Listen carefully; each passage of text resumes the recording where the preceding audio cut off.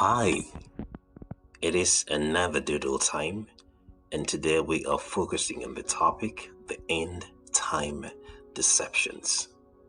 Let's get away. Have you ever tried telling a lie before? Okay, let's just say maybe a little tiny white lie. The problem with such lies is if you have a mom like mine, because she will ask multiple questions in such quick successions. You know when you think you are smart than your parents, but you really are not. In my little brain, I will have to tell more lies to cover the previous, and by the time she's done, I would have either contradicted myself or totally forgotten my first lie. At this point, I know exactly what's coming.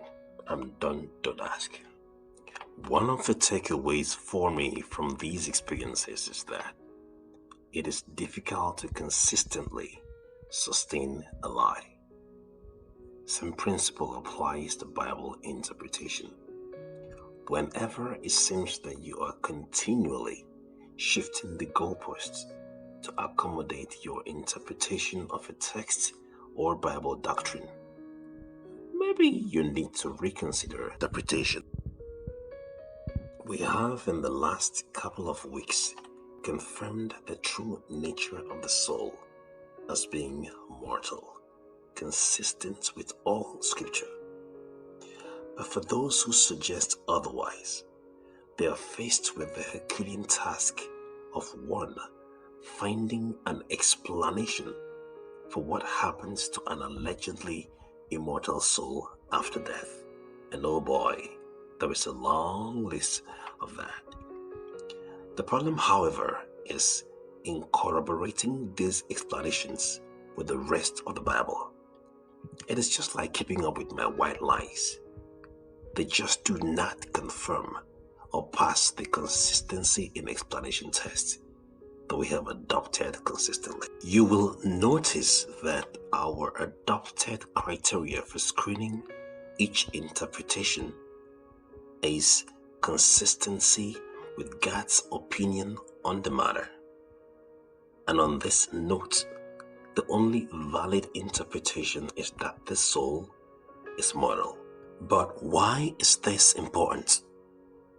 You see, growing up, we had this routine daily morning family devotions, and I remember one of the lessons my dad taught was the devil's CV.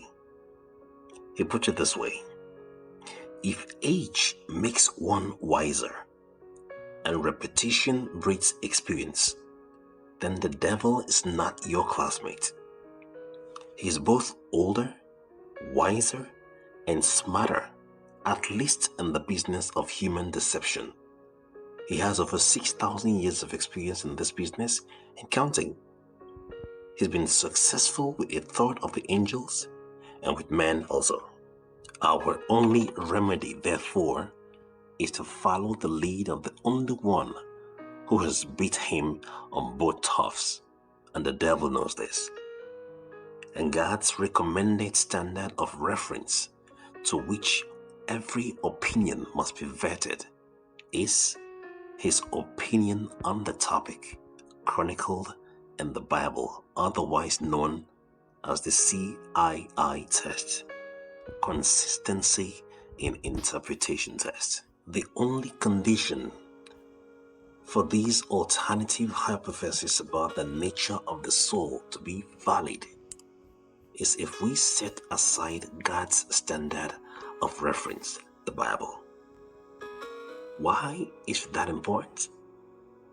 Well, because the devil knows that when we set aside God's GPS, the Bible, we are gullible and prone to whatever appeals to our emotions, appetites, and feelings. And he knows that if he can get us there, he can get same result like he did in Eden. So, question is, when next you are faced with conflicting interpretations of a Bible text or Bible doctrine, would you rather trust men's opinion as the standard reference for truth, or God's? Your choice.